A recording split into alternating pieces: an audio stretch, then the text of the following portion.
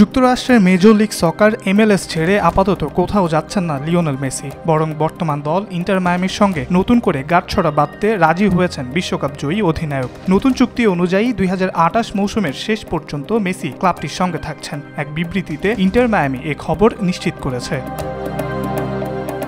Inter মায়ামির official x অ্যাকাউন্টে একটি video প্রকাশ করা হয়, যেখানে দেখা যায় ক্লাবের নতুন স্টেডিয়াম ফ্রিডম পার্কের মাঝখানে টেবিলে বসে চুক্তিতে স্বাক্ষর করছেন মেসি।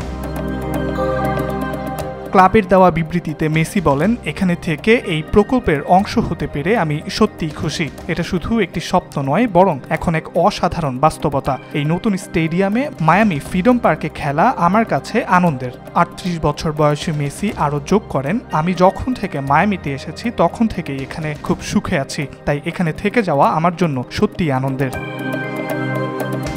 মেসির বর্তমান চুক্তি 2025 MLS মৌসুম শেষ হওয়ার কথা ছিল, তবে গত মাসে ক্লাব সূত্র জানিয়েছিল চুক্তি নবায়নের বিষয়ে সমঝোতা হয়ে গেছে, তাই এই ঘোষণা ছিল সময়ের অপেক্ষা মাত্র। 2023 সালে পিএসজিতে ব্যর্থ সময় কাটানোর পর মেসি যোগ দেন মায়ামিতে। আসার পর থেকেই তিনি MLS-এ বিপ্লব ঘটান, বাড়িয়ে দেন দর্শক সংখ্যা ও টিকিট বিক্রির রেকর্ড। 2023 সালে দলে যোগ দেওয়ার পরই বড় ভূমিকা রাখেন লিগস কাপ জয়ে, যা ক্লাবটির প্রথম বড় ট্রফি।